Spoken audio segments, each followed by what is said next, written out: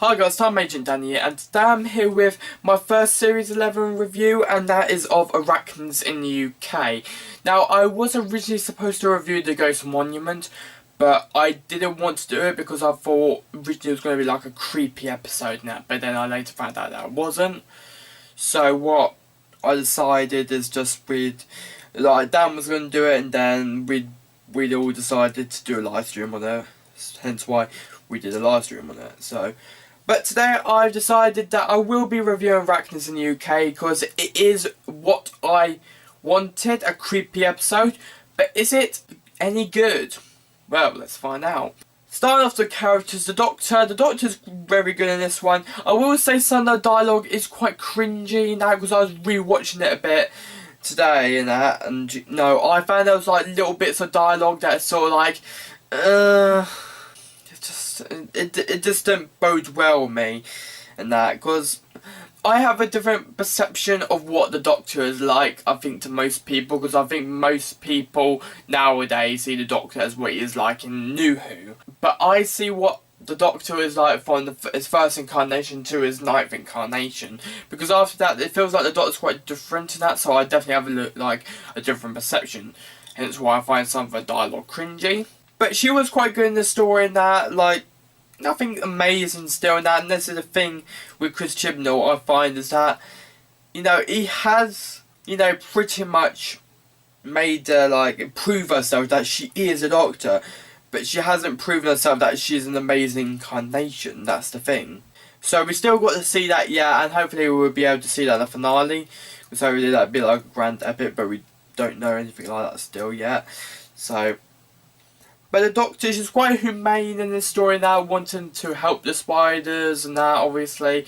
And that's quite nice in that, because I feel like the Doctor does need to have that humane side to him or her, but not as the level as it is in New Who, but level with Classic Who. So yeah, the Doctor's good in the story. She had great interactions between all the characters, her companions and that, and it was great. So now into the next character, Yaz. So Yaz is a character that hasn't really been getting much development in the series, which is really not good, because she's been just thrown in the background, not really doing much in that, and she's only got little tiny bits of development in that, and that's it.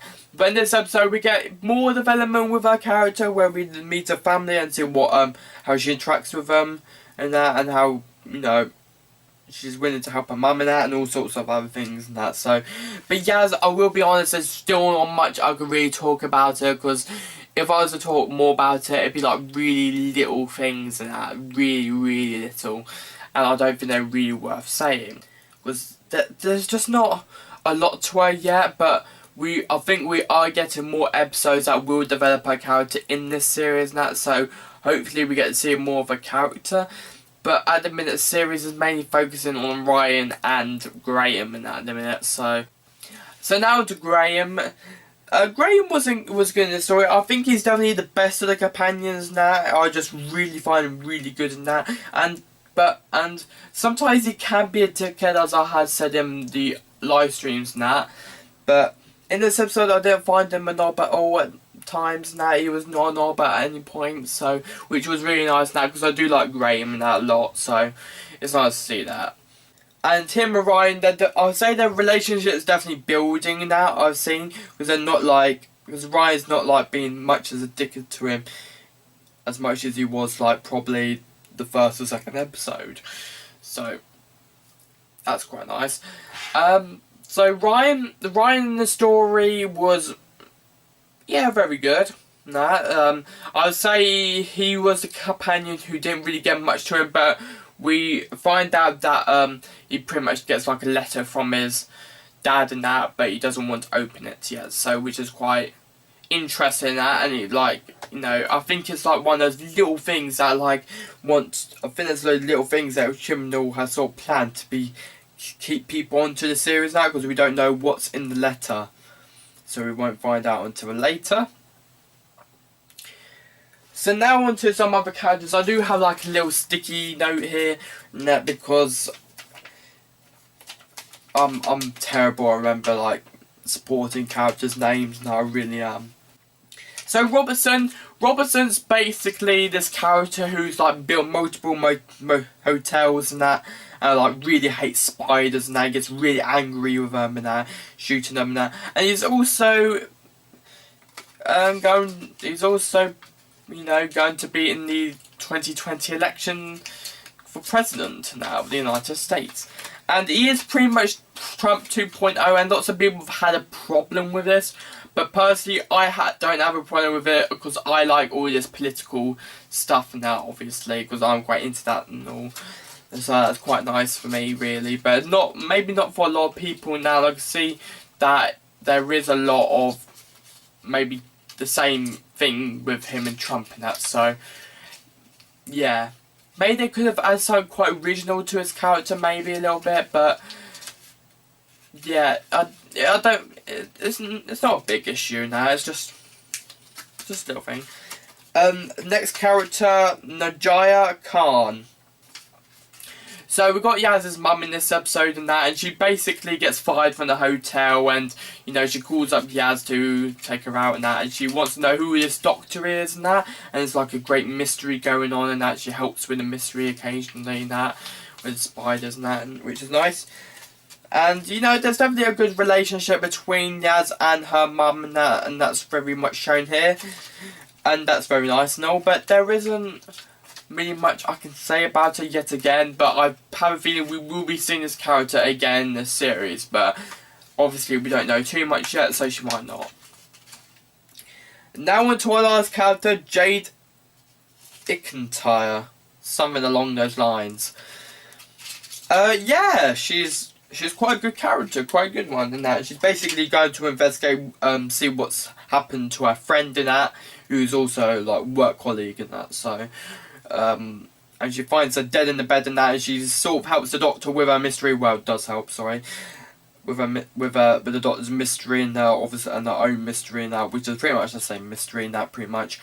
And it's something to do with the spiders and that, and they're like sending a message and all that. So, but I'd say maybe after like the first half and that, there's not yet again too much there for her really to do. Really, she sort of moves into the background. Kinda. And I'd say this is probably like an issue with Chibnall's writing that, because he doesn't. I think sometimes when he focuses on too much characters and that some of the characters move into the background and that. And I've noticed this definitely with Yaz throughout the series and that, because she's only had like 2 pieces of dialogue. Well, not 2 pieces, but like it almost feels like that. So. I think that's just an issue with Chibnall's writing though, but yeah. So yeah, that was the characters. So now on to positives and negatives. So the positives.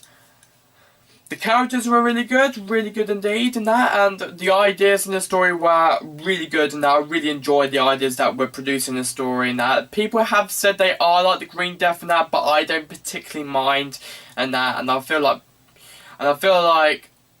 that's the sort of thing you expect from Chibnall, because Chibnall isn't necessarily the most imaginative writer in the world, to be honest. He's a writer that could produce a good script, but maybe not the imagination. That's how I like to see him. I like to see his writing, basically.